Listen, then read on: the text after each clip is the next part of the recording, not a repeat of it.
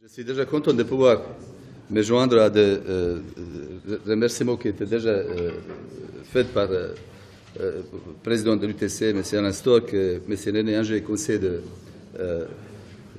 président de la région de Picardie. Et je suis aussi content de pouvoir effectivement échanger avec vous sur ce thème-là.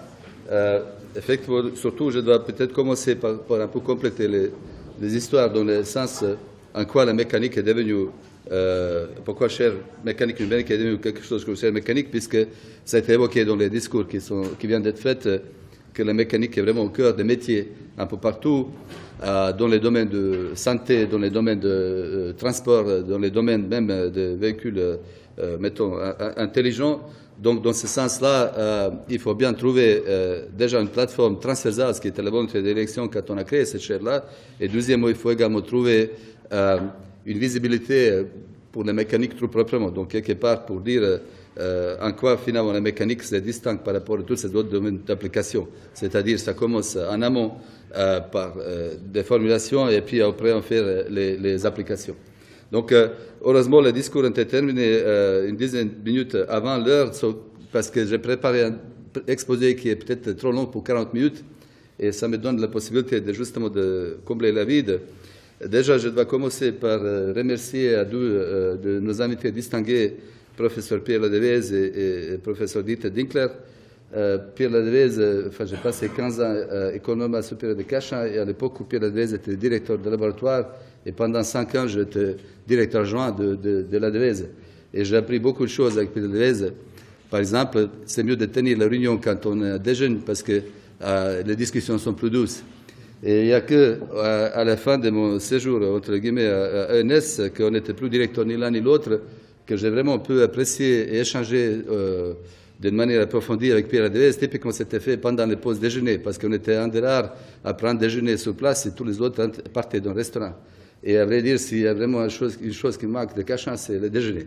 Mais après, je n'ai pas le droit de dire, parce que maintenant, je peux aller à la maison pour déjeuner avec mon épouse, donc je n'ai pas le droit de dire que ce déjeuner-là, ça me manque. Mais ça me manque profondément. Et puis, I have to say also to Dieter Dinkler, this is a dear colleague that I know since, let's say, 94, the first time I was invited to Germany as like some kind of invited speaker. Dieter was at that time C3 professor, which means the second in the rank, with Bert Kruplin, who replaced John Argyris. So this was really airspace department, chair of, let's say, airspace engineering, and they have done a tremendous job ever since. And after roughly 10 years, Dieter joined TU Braunschweig to take the chair of structural mechanics, and he is, I have to say, at a personal level, one of the rare professors who had the fortune to go back to the university where he comes from. Otherwise, in Germany, this is many of colleagues from UTC, professors who are French, but they were not born in Compiègne. In Germany, this is almost the rule. And that really gives a very pleasant atmosphere that I call ghetto professors, in the good sense that professors, they meet each other, they talk to each other even on weekends, which is not often in university environment. And I had the pleasure to be hosted by Dieter Dinkler last year, and I had to pay back, especially since we actually have a very serious intention of building a graduate program that will be in a firm connection with TU Braunschweig later on the basis of some very successful program that Dieter Dinkler built, and he will talk a little bit about that in his lecture. I should also thank to all my colleagues who are ready, because this project of Mécanique 2022, c'était quelque chose qui a duré pendant très longtemps, et c'est sûrement justifié parce que ce n'est pas facile de se mettre d'accord quand on a plusieurs personnes. On dit quand on a une seule âme, ça veut dire quelqu'un qui n'a pas d'âme. Mais chez nous, on a beaucoup de personnalités fortes et c'est tout à fait souhaitable. Donc au final, ça commence à converger. Moi, j'ai vraiment eu un sentiment très, très favorable, et je crois que cette opportunité-là, c'est comme ça, on a étalé sur 2 jours. Dans l'après-midi, il va y avoir 6 exposés de la part de, mettons, collègues un petit peu seniors dans chaque domaine qui vont présenter, alimenter des choses qu'on pouvait faire, puisque pour créer les pôles mécaniques, ça vient d'être dit par Alain Stock, ce n'est pas structure administrative qui nous gêne, on a déjà une structure qui nous va très bien. C'est simplement question d'enlever les barrières et permettre aux gens de s'attaquer ensemble, sans barrière artificielle, à des problèmes un petit peu compliqués, qui sont les défis de nos jours. Et après, pour comprendre mieux ce qui intéresse nos partenaires industriels et sur quoi est-ce qu'on travaille, parce que j'ai appris ça, quelqu'un disait à l'UTC, la recherche, si ça ne sert à rien, ce n'est pas pour ça qu'il soit fondamental. Donc, à l'UTC, l'Université de technologie, on travaille beaucoup dans le domaine de l'application industrielle et avec les partenaires de préférence de longue date, puisque ça nous permet d'avoir certaines, mettons, stratégies organisées, orchestrées par rapport à ces recherches-là.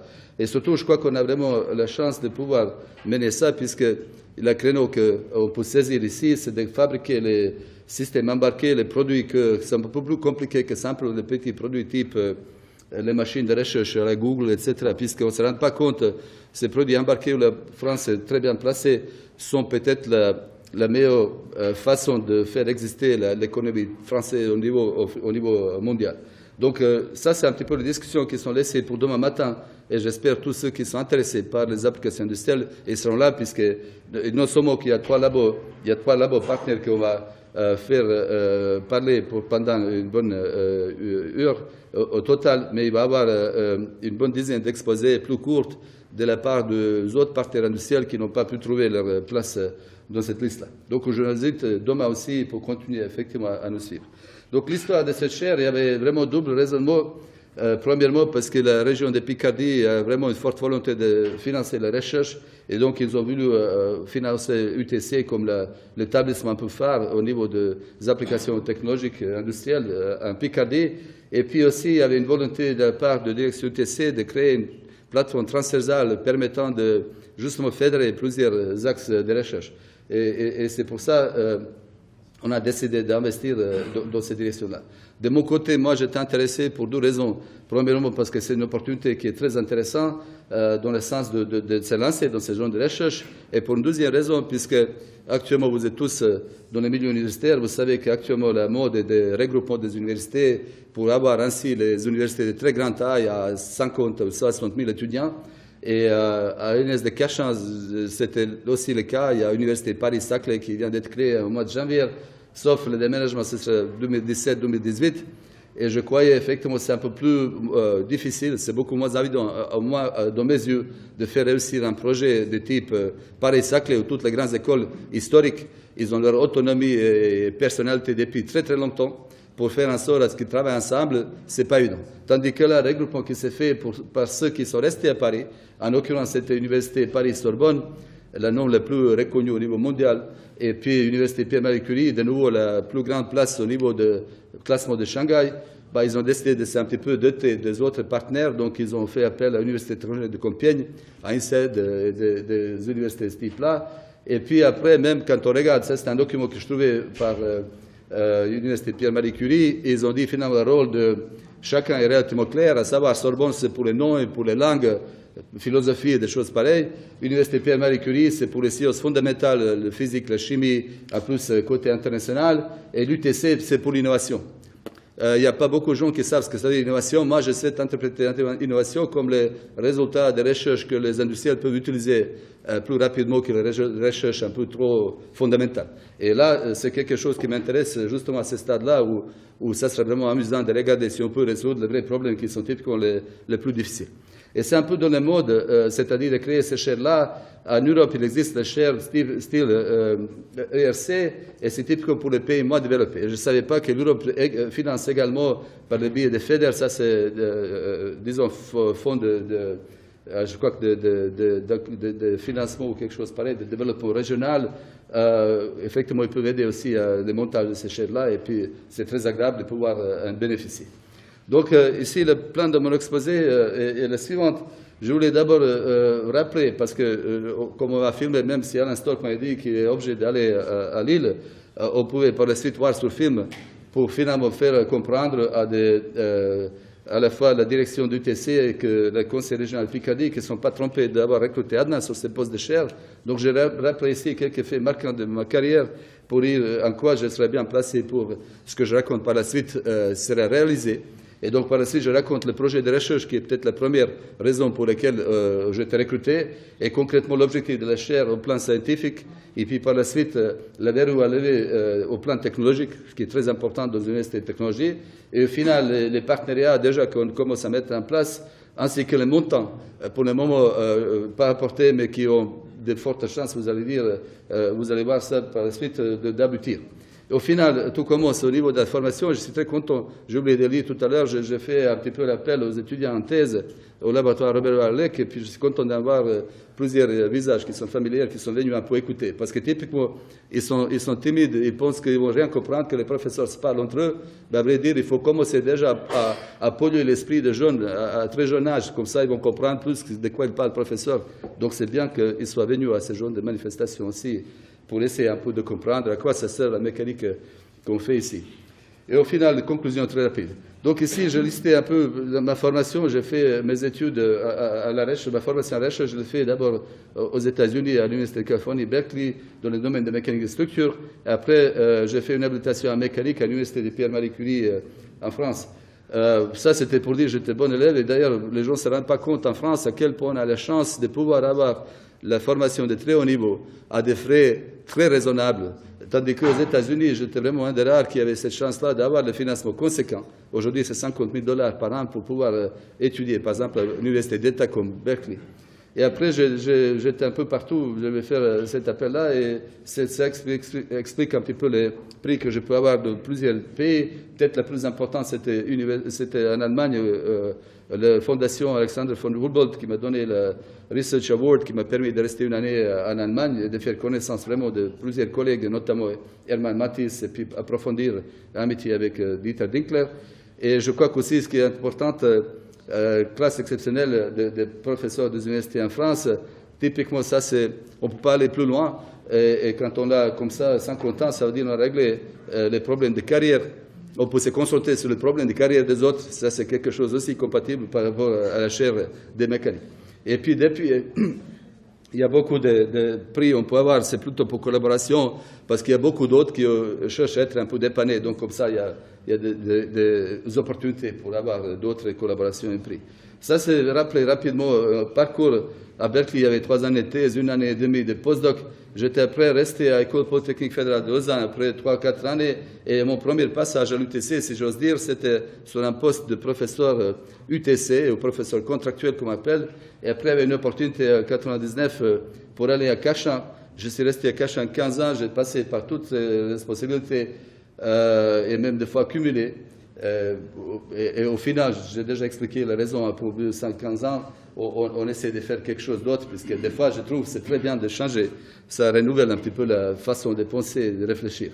Peut-être le plus grand fait marquant en ce qui me concerne, c'était la palmarès, si j'ose dire, au niveau de bilan d'encadrement de mes doctorants. Il y en a eu 30 doctorants, et puis postdoctorants, et puis HDR, et surtout leur carrière qui démarre. C'est non seulement à l'encadrement d'Adnan, mais c'est aussi à l'encadrement des autres collègues, et encore plus, parce que c'était pour commencer les gens de qualité.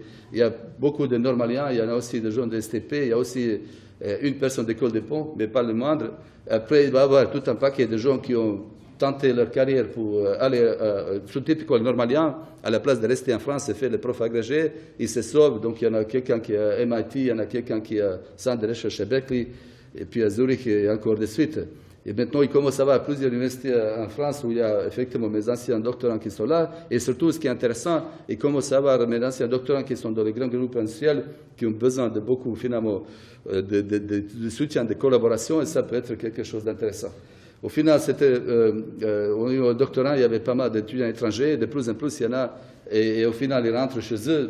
Comme ça, je peux dire, c'est vraiment intéressant qu'il y a 10 pays différents où mes anciens doctorants sont les professeurs aujourd'hui.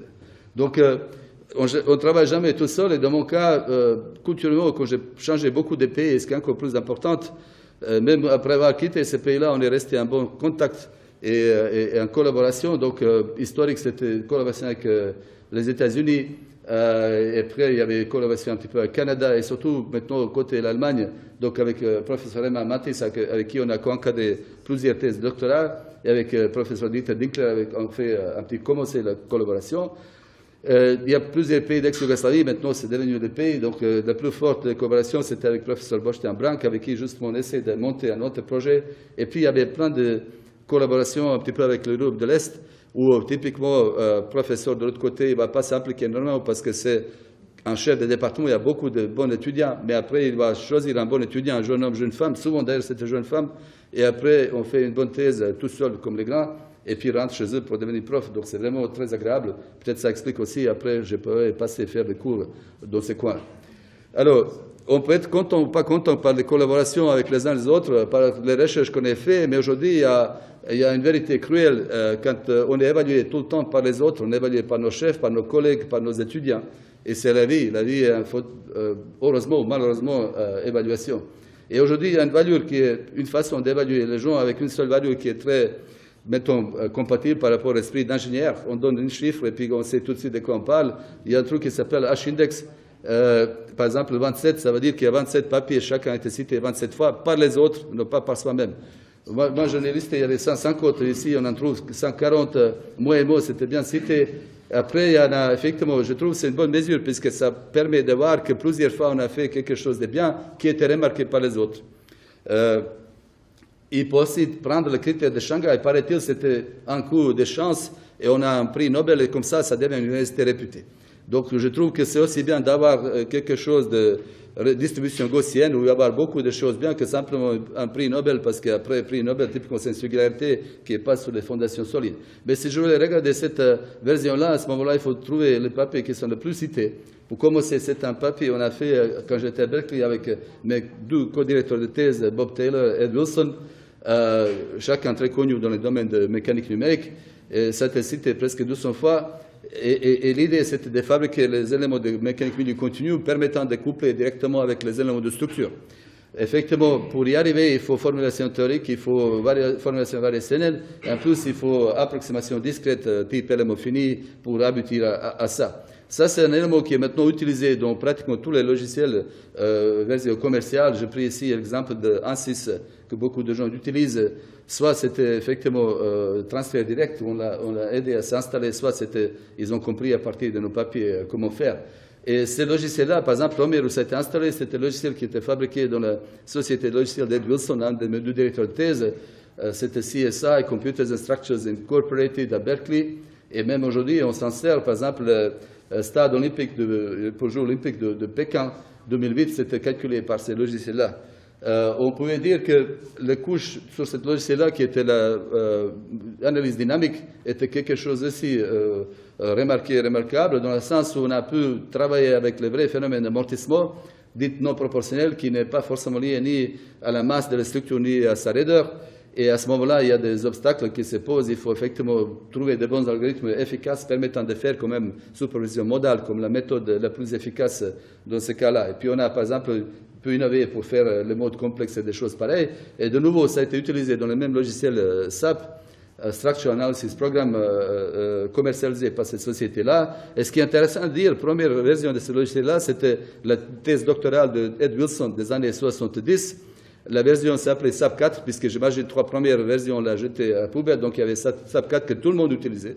Et puis, cette version distribution, mettons libre, à $400, on a pu avoir les sources de ce logiciel-là, et ça a donné naissance à beaucoup d'autres logiciels pour qui on a changé le nom, on a appelé ça. Et à l'époque, il n'y a que Bechtel, c'était une multinationale avec le siège aux États-Unis, qui pouvait payer $10,000 rien que pour un calcul sur machine créée. Après, la licence aujourd'hui est devenue après le même prix et tout le monde peut acheter ça avec un ordinateur qui ne coûte pas très cher et c'est assez à des problèmes de ce type-là. Donc, je déjà croyais que des années 90, les capacités de faire dynamique assez rapidement avec les bons choix de la base réduite étaient suffisantes. Ça recommence de nouveau. Pour des réductions, il va y avoir discussion un peu plus tard, dans un contexte différent, dans le monde non linéaire. Mais à l'époque, le plus grand défi, c'était d'essayer de comprendre les comportements inélastiques non linéaires pour se rapprocher de vrais comportements de structurels. Et là, on s'est lancé, par exemple, dans les affaires de grande rotation. C'est ce travail que je peux faire quand j'étais à IPFL. Il y a eu chaque papier ici qui était très largement cité. Ça a permis effectivement de faire ce genre d'application. Déjà, je trouvais ça amusant. Il y a maintenant aujourd'hui quelque chose qui s'appelle Wiki University. Et puis, ça, on cite ce travail-là. Donc, on va bientôt supprimer les universités. Tout le monde va passer par Wiki. Et à l'époque, quand j'étais à l'UTC, on a travaillé là-dessus pour, par exemple, c'est inspiré par le bon côté de la vie en France, notamment le tire-bouchon qui est un peu trop souple, et ça tourne, et puis on peut faire toutes ces grandes rotations. En fait, plus sérieusement, à l'époque, là, on a travaillé beaucoup. Il y avait une division modélisation numérique en mécanique qui était pilotée par Jean-Louis Battoz, et on a travaillé beaucoup dans les applications type emboutissage pour l'industrie d'automobile et autres. Et là, il fallait maîtriser le comportement de coque en grand déplacement, grande rotation, ainsi que le plasticité en grande déformation. Et ça, je ne vais pas entrer en détail puisque ce n'est pas l'objectif de mon exposé. Et il avait effectivement des formulations qui ont été proposées assez originales pour être de nouveau remarquées par les autres. Comme ça, il y avait vraiment des outils assez intéressants. Quand j'étais passé à Cachan, on avait des relations privilégiées avec le monde de nucléaire, notamment l'électricité de France, COA, IRSN et autres. Et ce qui l'intéressait le plus, c'était la rupture de, mettons, matériaux quasi fragiles avec les finesses de modélisation qui ne sont pas typiques de modèle phénologique, à savoir espacement et ouverture des fissures, parce que, par exemple, une centrale nucléaire enceinte est fissurée. Ça, c'est un peu le même résultat comme qu'il n'y avait pas d'enceinte du tout, et c'est sûrement pas quelque chose de souhaitable. Donc, on a développé une méthode assez originale que finalement mon collègue appelait miel, mais ça n'a pas accroché, parce qu'en français, miel, c'est tout ça très doux et puis c'est compréhensible, mais après, en anglais, miel, ça ne va rien dire. Donc, au final, il fallait peut-être trouver un autre nom. En tout cas, ce n'est pas la même chose que ce qui est accroché, s'appelle élément fini au carré. C'est peut-être vraiment plus élément fini au carré, puisque notre base d'accueil, c'est un élément, et non pas un point gauche, comme on utilise dans cette méthode-là. Mais le nom est déjà pris, donc il faut se dépêcher avec le nom. On ne peut pas attendre. Si on voulait chercher un autre GAFA, peut-être ce n'est pas la meilleure façon de se faire connaître. Ou bien, si on regarde ici, les applications, comme j'ai déjà dit, c'était fait beaucoup pour l'électricité de France. Et on était vraiment capable, avec ce genre de modélisation, de sortir les modèles, les résultats très raffinés. Par exemple, ici, vous avez le résultat numérique d'un essai de traction pour la rupture d'un matériau quasi fragile. Vous pouvez voir, typiquement, la rupture, ça se fait aux interfaces entre les phases dures et les phases molles. Et même, on peut sortir le même résultat en isovalure de déplacement. Au rouge, ça bouge beaucoup puisque c'est libéré par la fissure qui s'est installée. Bleu, ça se décharge. Donc, il n'y a aucun déplacement là. Mais je dirais même ce genre de résultats numériques, c'est très difficile à reproduire expérimentalement. Et ça, c'est aussi un sujet que je voulais un petit peu rapidement attaquer. Donc ça, c'était le travail qu'on avait fait sur la rupture localisée. C'était la thèse de Delphine Brachery. Je dirais même le papier que Delphine a fait sur l'endommagement après notre papier que j'ai fait sur la plasticité. Ben, ça, c'est déjà mieux reçu. Ça doit faire peut-être meilleur travail qu'elle a fait que moi. En tout cas, l'idée est la suivante. Quand on essaie de faire la rupture localisée, l'approche standard élément fini ne marche pas dans le sens habituel où vous rajoutez plus d'éléments et vous avez chaque fois un résultat différent. À la place de converger, en fait, vous divergez, puisque vous avez un résultat complètement différent. Et en fait, la raison pour ça coupable est cette distribution de champs de déformation.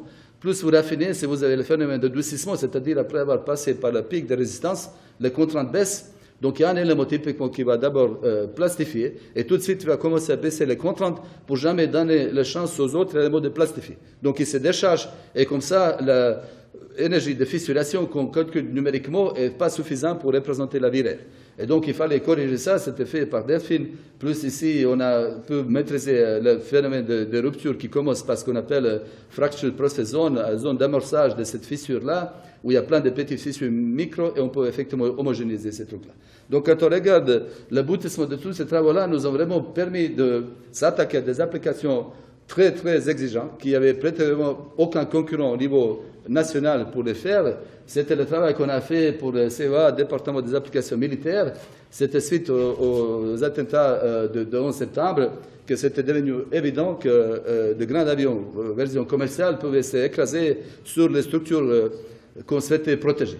Et jusqu'à là, le calcul n'était jamais fait, puisque la probabilité, c'était 10 puissance moins 7. Et après 11 septembre, c'était devenu une probabilité beaucoup plus forte que 10 puissance moins 7.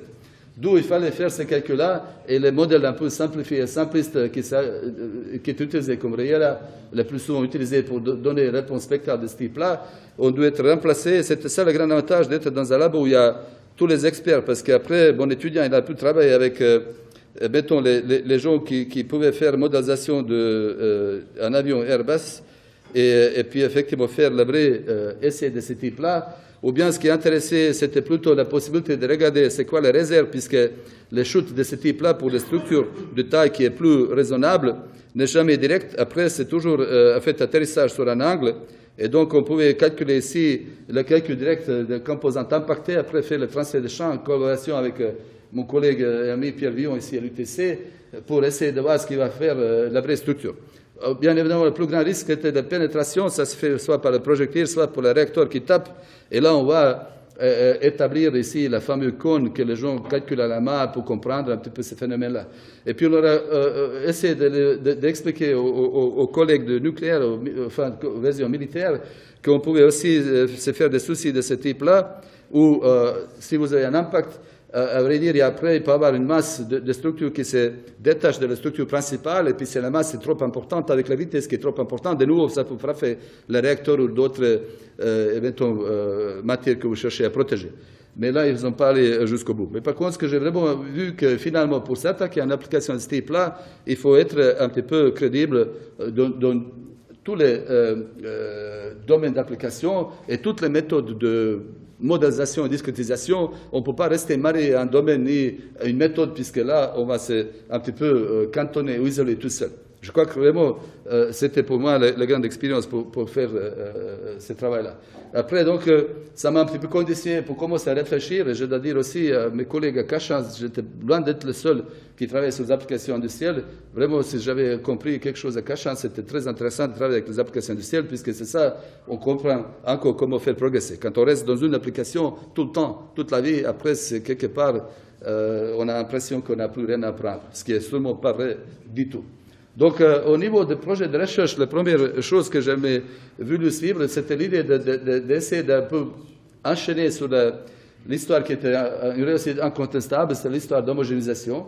Enfin, pour une fois, en France, ils ont travaillé les deux communautés ensemble, pas forcément par la même méthode, mais ils ont quand même tous les deux s'attaqué à ce problème d'homogénéisation, qui, grosso modo, représentait le comportement des matériaux hétérogènes, et de vrais matériaux sont très souvent hétérogènes, par un comportement homogénéisé, c'est-à-dire une valeur constante, grosso modo, de valeur de modèle de Young par rapport à prendre les variations de champ comme il s'impose. Donc il y a eu des travaux, il y en a eu plein de papiers là, et je citais que des bouquins de Lyons ou des travaux de Germain, après il y avait Sanchez Palencia de ce côté-là, et ici il y avait Zawi, Souki, et la liste est très très longue. Même aujourd'hui ça continue. D'ailleurs, même au fini au carré, ce n'est qu'homogénéisation un petit peu numérique.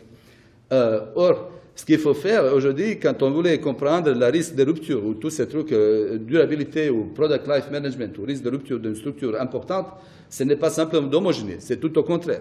Il faut prendre tous les détails, toute la finesse de modélisation, et puis regarder un peu d'une manière probabiliste comment ça pourrait varier. Donc, le couplage entre la mécanique irréversible permettant de modéliser le phénomène de rupture, plus la couche probabiliste, mais d'une manière crédible, c'est quelque chose qui est très souhaitable. Et là, dans ce sens-là, il faut travailler avec les experts en probabilité, et c'est vraiment la base des collaborations avec le professeur Hermann Matisse. En fait, on a une thèse qu'on a lancée l'année dernière, donc mettons, ça devrait être grosso modo la dernière thèse, si tout va bien pour moi, à ENS de Cachan.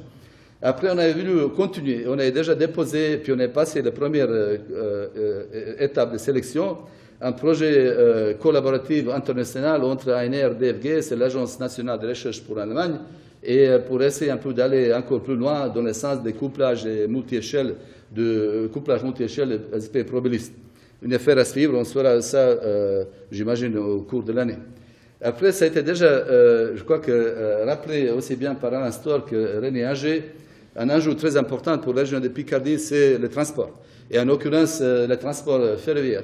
Pendant très longtemps, le transport ferroviaire, c'était le monopole de la SNCF avec mettons, composante RATP derrière, et maintenant il y a une vraie volonté d'ouvrir un petit peu la recherche dans ce domaine en disant que ça ne sera que des bénéfices pour tout le monde.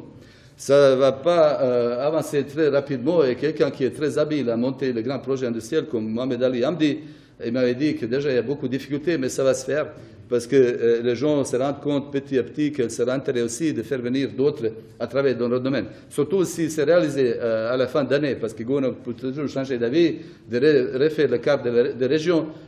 Picardie devrait être ensemble avec région du Nord et Pas-de-Calais, et pôle de compétitivité e-trans était monté dans ces régions-là, donc il y a tout intérêt à le faire. Donc, qu'est-ce qu'il y a à faire là? Tout est à faire, et tout est à refaire, puisque pendant des années, on s'est contenté de faire des modèles relativement simples, à savoir, il y a vraiment passé de modélisation de trains avec des systèmes polarticulés flexibles, de rues, de rails, de contacts, après même de ballast. Et puis, on voulait effectivement pouvoir construire, c'était ça qui a un peu freiné la possibilité de construire un banc d'essai. Donc, c'était la question de quelle taille, et à quel endroit, et combien ça devait coûter. Et je crois que si c'est fait, ces bancs d'essai, ça va nous permettre vraiment de se lancer d'une manière très importante dans ces domaines-là. Et là, j'ai cité un rappel, j'ai trouvé ça récemment, la Chine qui se développe, c'était 8427 km qui ont fabriqué l'année dernière des rails. Donc, peut-être on n'a pas autant de kilomètres en France, mais quand même, il faut faire quelque chose pour pouvoir continuer à placer la technologie à l'étranger. Ça, c'était une expérience personnelle que j'ai vécue parce que Ali Hamdi m'avait invité pour participer à ce workshop-là, pour l'épauler un petit peu. Et là, j'ai appris que le budget actuel de maintenance des rails au niveau national, qui est fait par la SNCF, c'est 300 millions d'euros par an. Et juste pour dire un mot, on se faisait un peu de soucis sur 3 millions, ce qui est le coût de cette machine-là. Parce que dès qu'il y a un squat, qu'est-ce qu'il y a un squat? Si vous allez vous accroupir dans le béton sable, il reste un petit trou là. Et puis, quand on était là, discuter toute la journée, on était finalement en phase avec un expert qui est venu là de la SNCF. Moi, je disais, squat, c'est un peu des conséquences de freinage, puisque c'est le contact, c'est pas le roulement qui va faire abîmer les rails, parce que ça roule, le frottement n'est pas très important. C'est plutôt quand on commence à freiner, le mouvement là, c'est ce qu'on appelle stick slip, c'est adhérence-glissement, et ça arrache la surface de rail. Et puis, lui, il était d'accord, sauf qu'il disait, c'est pas le freinage, c'est l'accélération. Mais c'est un détail. Est-ce que c'est plus A ou moins A? A étant accélération, c'est pareil. Et après, je dis, au final, squat, ce n'est pas grave. Ça fait simplement, on se balade en train et puis ça fait un peu des bosses, donc ça fait peut-être des bruits, mais ce n'est pas dangereux à soi-même. Ce qui est dangereux, c'est que le squat, après l'initiation de cette fissure, ça continue. Et typiquement, ce qui est vraiment de tendance fâcheuse, c'est que la fissure ne se propage pas verticalement. Et dans quel cas, on pouvait détecter ça par les mesures ultrasonores. Elle se propage d'une manière un petit peu inclinée, voire des fois horizontale, ce qui est impossible de détecter. Donc il faut être vraiment capable de fabriquer des outils prédictifs proposant à quel moment on va avoir le risque que le rail soit cassé. Et le rail cassé, c'est le train qui déraille. Donc c'est sûrement quelque chose à éviter. On avait proposé ici un autre challenge. C'était un peu la question des fatigues, parce qu'à quel moment ça va déraper, vous êtes sûrement passé par un magasin Ikea, par exemple Paris-Nord, il y en a un, et il y a une chaise où on a une espèce de vérin, ça fait poup, poup, poup, et puis 10 000 fois on montre que la chaise ne va pas casser, même si c'est Ikea qui n'est pas terrible comme la marque. Ici, c'est un autre scénario, puisque vous avez le trajet, par exemple Paris-Marseille, il doit y avoir après 150 000, désolé, là, il y a une partie ici qui ne montre pas, il y a 150 000 de ce truc-là qui est... non, bref, désolé. Mais avec tous ces nombres il y a une très grande variation de chargement, et donc comprendre les aspects fatigue quand vous avez la longue durée, c'est vraiment quelque chose d'innovant. Donc c'est un projet qu'on a proposé avec un collègue de UTC, professeur Nikolaus Limnios, qui est responsable du laboratoire de mathématiques appliquées, un grand spécialiste justement de processus de Markov dans le domaine probabiliste.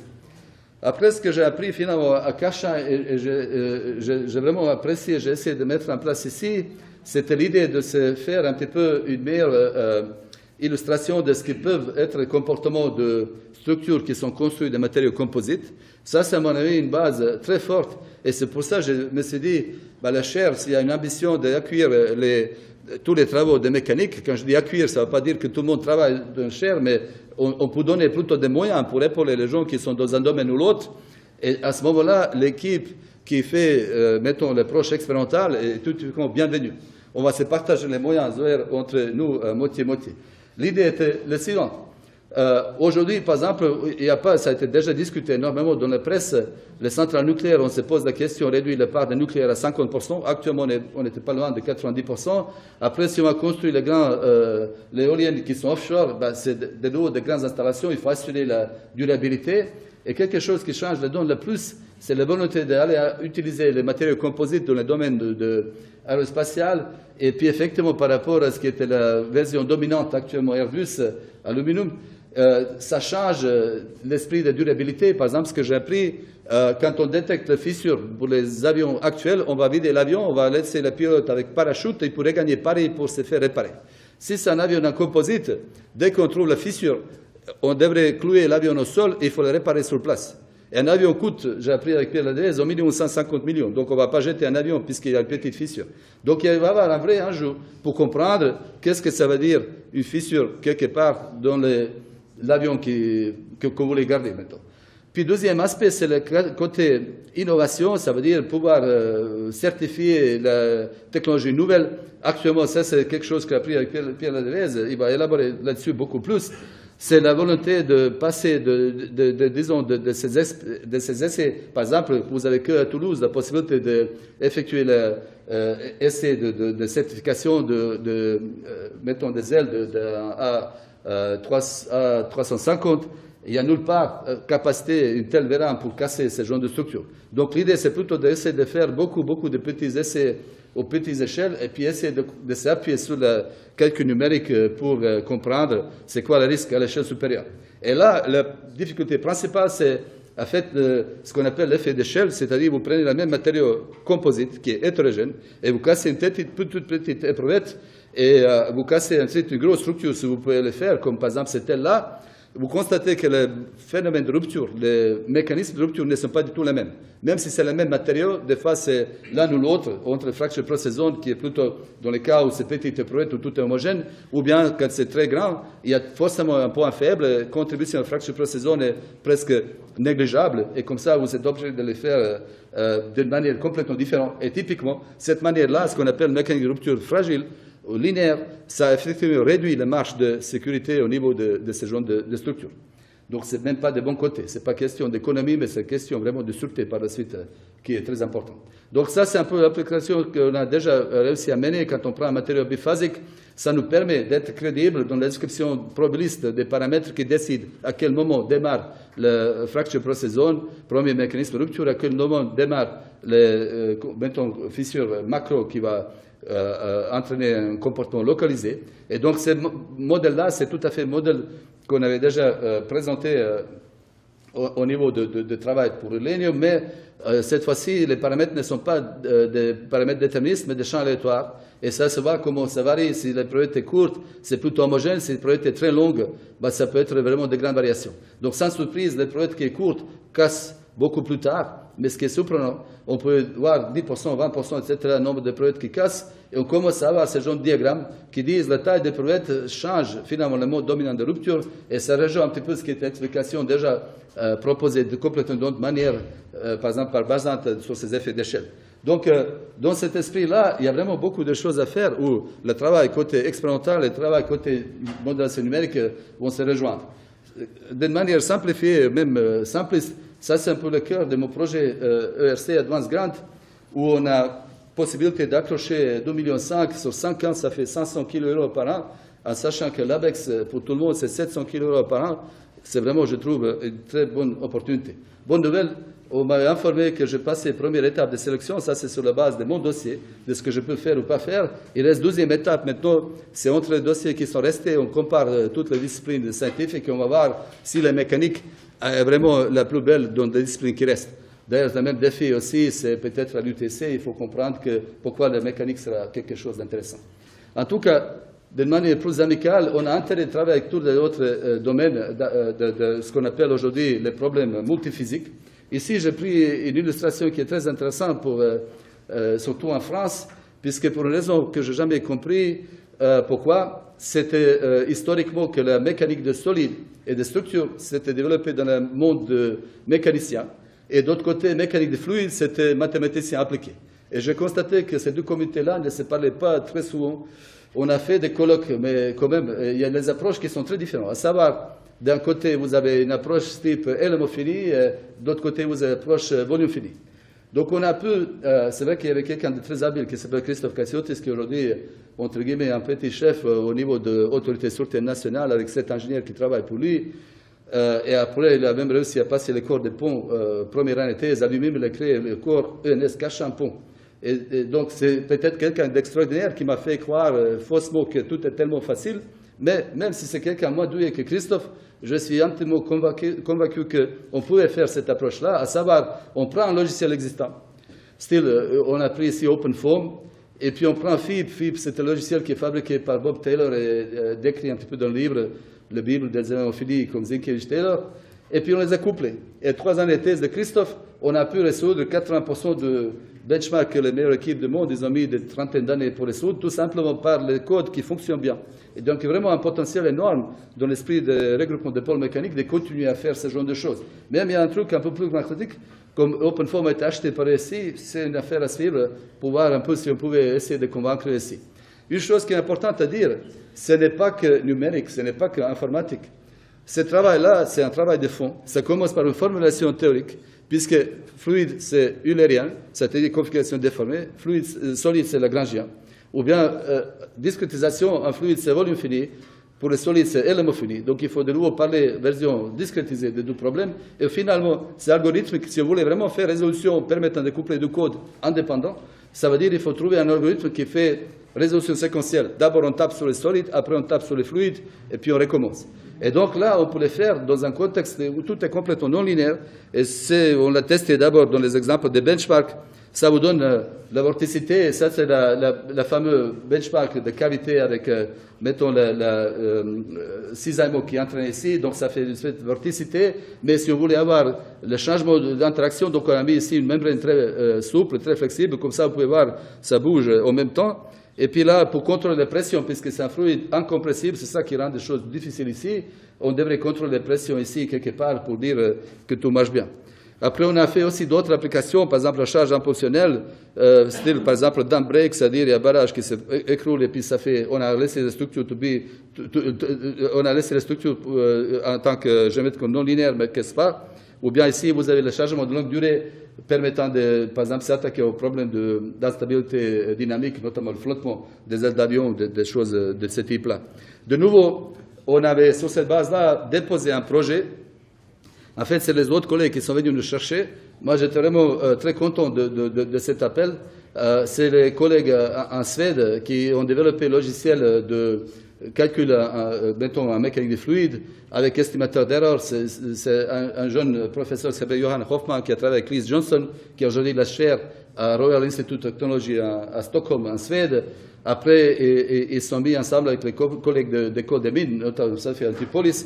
Il y a aussi, par exemple, ici les gens qui sont experts en estimateur d'erreur. Après, il y a quelqu'un qui est expert côté maillage, donc c'est lui, auteur de JMesh, que beaucoup de gens utilisent.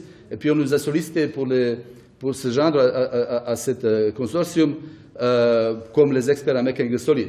Et l'objectif de cet appel-là, c'était de faire développer la machine de X-Cascade Computing, comme on dit, c'est la plus performante actuellement qu'il existe, mais que ça ne se passe pas sur des choses sans aucun intérêt, mais que ça se passe sur des choses réelles. Et donc, on a pu vendre quelque chose qu'on appelait anti-crash. Moi, je vous ai poussé de mettre d'autres applications, mais que je regarde le dernier malheur qui est arrivé, et malheureusement, ça arrive que les avions s'écrasent. Le dernier malheur qui est arrivé, ça fait 7 semaines. L'idée, ça aurait pu être évité. Notamment, il y a déjà eu un crash qui était mal fameux quand le vol de Rio vers Paris s'est écrasé à plein milieu de l'océan Atlantique. On avait compris, c'était effectivement les capteurs qui ont signalé que la vitesse était zéro. Après, on éteint les moteurs et puis l'avion s'arrête. Et puis, pouf, l'étape suivante, malheureusement, c'est inévitable. Par contre, pour éviter ce genre de risque, l'idée était de proposer, parce que, en fait, ce genre de manœuvre, les avions de ligne, disons grands avions en version commerciale, ne sont pas prévus. Et en fait, c'est plutôt pour le vol qui est relativement calme. Donc l'idée, c'était, une fois on commence la chute, paraît-il, c'est presque impossible de redresser l'avion. Donc l'idée était de placer un moteur ici qui pouvait permettre de redresser l'avion, de lui permettre de se poser tranquillement si jamais il y a un espoir de ce type-là. Donc, dans ce projet-là, de nouveau, il y a un financement qui est conséquent. Ça tourne pas loin de 4 millions et pour 500 000 pour chaque participant à peu près, et leader de projet un peu plus pour pouvoir un peu organiser les réunions qui vont concerner tout le monde et des choses pareilles.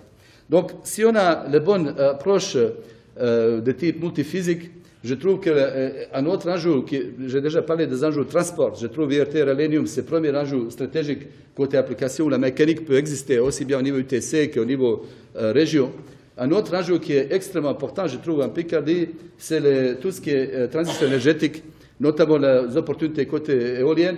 Première, c'est effectivement les éoliennes offshore, donc plein de mer, parce qu'actuellement, le système qui est développé, c'est développé en Danemark, c'est une espèce de Microsoft de éoliennes. C'est pas terrible comme système, mais Danemark, ils ont la chance énorme d'être placés dans des conditions optimales, à savoir, ça souffle tout le temps, ils sont très au nord, Et deuxièmement, l'eau est très peu profonde, comme ça le problème de support n'est pas très important. Or, en France, on n'a pas ce genre d'avantage, donc il va falloir innover.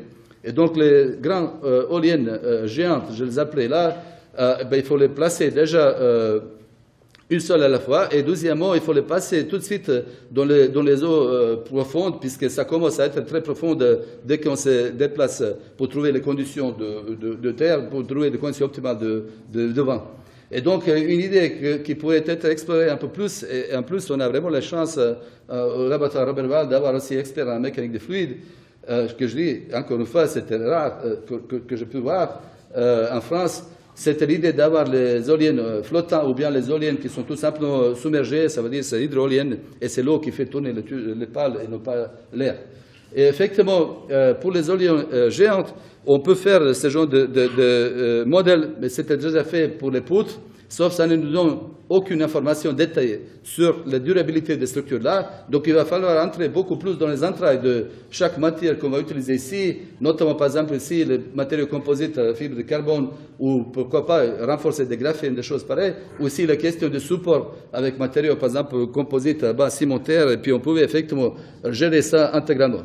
Ça, c'est un petit peu le contenu de projet qui était proposé pour effectivement le renouvellement de cette chaire, et puis on va voir si la région est contente. De toute façon, à mon avis, ça serait très fraîchement décidé.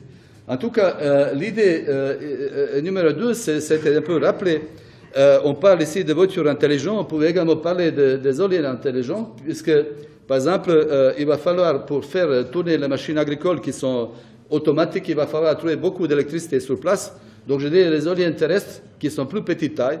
Cette faisabilité était déjà démontrée par un chercheur japonais qui s'appelle Akira Obata, qui a pu être inspiré par les mouvements de ailes de libellule, qui est tridimensionnel, et il a un grand avantage de pouvoir rester stable pour les grandes variations de vitesse de vent entre 10 km/h jusqu'à 150 km/h.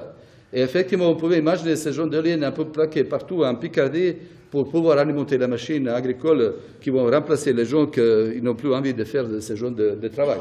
Et l'idée clé, c'est de pouvoir contrôler, parce que pour les éoliennes qui sont plus petite taille, on ne peut pas mettre un système sophistiqué de contrôle, comme on le fait pour les éoliennes géantes. Donc il va falloir imaginer des matériaux intelligents qui savent gérer en temps réel mettons, ce qui sent la vitesse des vents, et c'est adapté à ces trucs-là. Et donc, je voulais simplement illustrer ici, quand on a effectivement une modélisation de systèmes polyarticulés flexibles par les composantes flexibles, ça peut faire effectivement, déjà, le premier défi, c'est de le faire fonctionner pour un calcul de très longue durée, puisqu'il peut y avoir des composantes qui sont très raides par rapport aux composantes qui sont très souples, très flexibles. Donc, on pouvait fabriquer les schémas permettant de conserver l'énergie numériquement, ça peut aller ensuite très longtemps, mais on se rend compte que si on voulait calculer la durabilité, il nous faut les contraintes, et les contraintes sont utiles pour ce schéma-là, puisque ça c'est dominé par les hautes fréquences qu'on n'a pas supprimées. Donc, c'est le vrai défi de supprimer hautes fréquences pour un comportement non linéaire où les fréquences changent tout le temps. Et de nouveau, c'était fait par un comportement un petit peu adapté. Donc, où vraiment les aspects mécaniques et puis les aspects numériques rejoignent les uns les autres. Donc, si vous regardez un peu ça, c'est toujours intéressant de lancer comme les illustrations. Vous avez ici le comportement pour un schéma conservation d'énergie. Vous pouvez voir que ça continue les vibrations tout le temps, puisque ces zones de vibration ne s'étendent jamais. Et d'autre côté, ça vous avez la dissipation qui sait faire tourner une fois, après calmement continuer son chemin, puisqu'après, il n'y a rien vraiment qui gêne, et vous avez des calculs, des valeurs que vous avez sortis de ces calculs-là, qui est sûrement plus agréable. Ce travail-là, je veux dire, la première fois, on avait présenté dans un colloque qui a regroupé les collègues, beaucoup de collègues allemands, qui ont été invités par Werner Schielen, qui est à l'époque président de AUTAM et chaire de mécanique et mécatronique à l'université de Stuttgart. Et un colloque Euromec est devenu un événement à près de 150 personnes. Typiquement, c'est des petits colloques de 60 personnes, mais là, on était à 150, avec tous les Allemands qui travaillent dans ce domaine-là qui sont venus. Et en fait, depuis, il y a eu une série de colloques. Et quand j'ai cherché dernièrement de voir qu'est-ce qu'ils ont fait, ils m'ont tout de suite invité, plusieurs invitations pour dire il faut venir à Barcelone, voilà ce qu'on fait. Donc aujourd'hui, le système polyarticulaire flexible, qui a beaucoup d'applications côté mécatronique, Ben, il est en train de refaire la même révolution qu'on a déjà fait en mécanique solide, de savoir, vous avez ici la flexibilité à prendre en compte, vous avez multiphysique, vous avez le truc de contrôle, même ferroviaire, entre dans ces domaines-là. Donc il y a plein d'applications, mettons, de ce savoir-faire au niveau scientifique qui va se faire. Dernière opportunité qui n'est pas le moindre, c'est on fait partie, le laboratoire Robert Wall fait partie de l'ABEX, laboratoire d'excellence maîtrise de systèmes technologiques. C'est la possibilité de fabriquer des systèmes embarqués. De nouveau, moi je disais, pourquoi pas pour les articuler. Et une possibilité ici, par exemple, pour les contrôler. Il y a plein d'applications que je listais ici, par exemple, antenne de satellite ou train d'atterrissage ou bras de robot. D'ailleurs, c'était vraiment le travail qu'on a commencé quand j'étais à l'UTC, premier passage jusqu'à 1999. À l'époque, l'idéal de fabriquer les robots, c'était l'être humain. Après, vers 1999, les gens qui ont gagné, c'était les gens qui disaient il faut plutôt regarder ce qu'ils font les insectes. Mais je dis, mince, je ne vais pas regarder ce qu'ils font les insectes. Mais j'imagine que c'est plus facile pour le contrôle. Automaticien, c'est plus facile à faire oui ou non. Et puis on fait beaucoup de petits oui ou non que de faire quelque chose de plus compliqué. On ne se rend pas compte à quel point chaque être humain, c'est une perfection inventée par la nature. Au moins quelque chose de bien. Bref, pour essayer de reproduire ça, il y a des Japonais qui n'ont pas été convaincus. Quand on regarde aujourd'hui ce qui se fabrique au Japon avec les robots qui sont construits à la taille, l'image de l'être humain, je crois qu'ils ont vraiment un avancée énorme. Et je dois, on revient de nouveau vers ce truc-là. On pouvait même dire, ça c'est par exemple à l'époque fait pour Ted Belichko, c'était son anniversaire, le 60e anniversaire. Donc on a fabriqué par le système particulier en B, et puis on pouvait les faire piloter par SAC.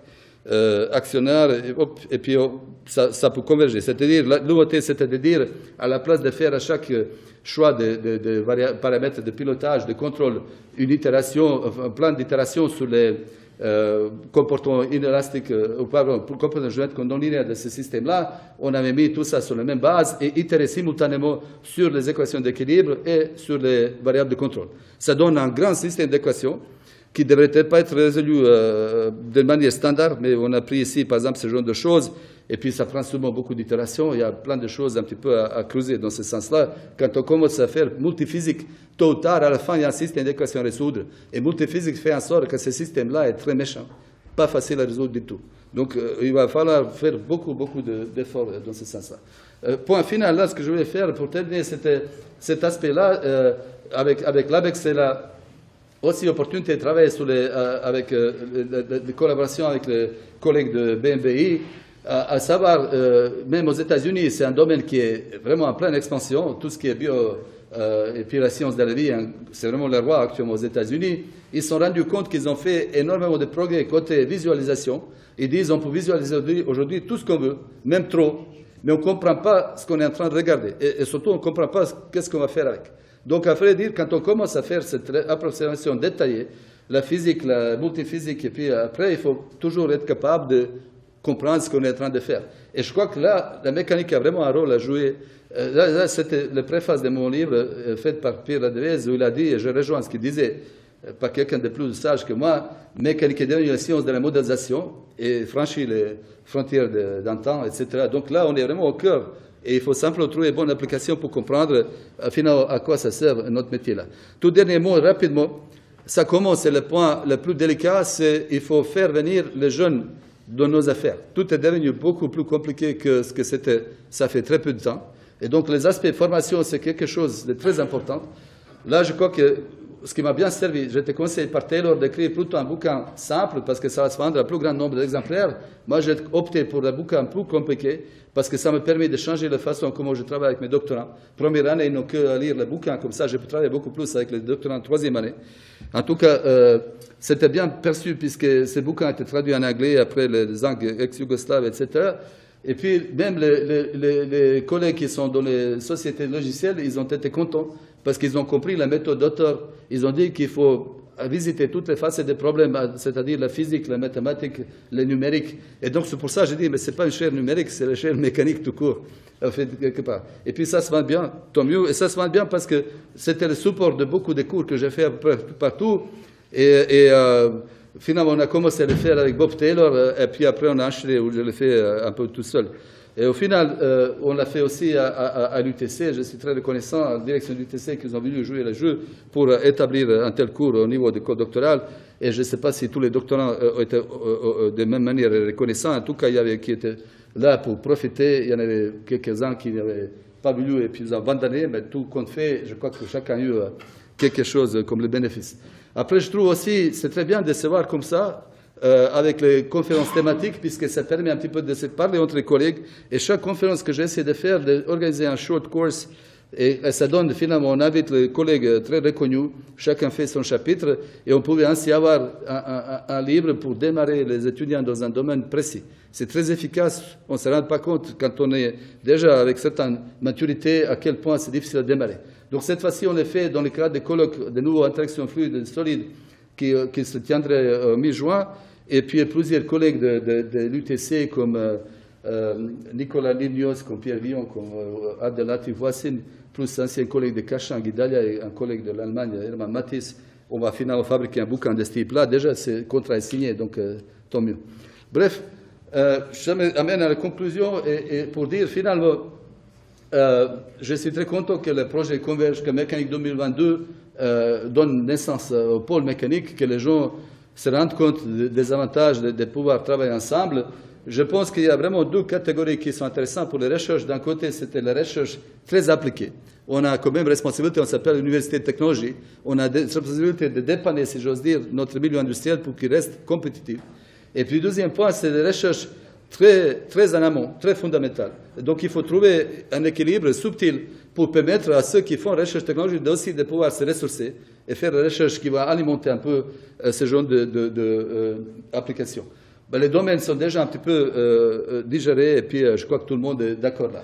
Juste pour signaler, dernier point sur lequel je veux terminer, le financement européen aujourd'hui est conséquent.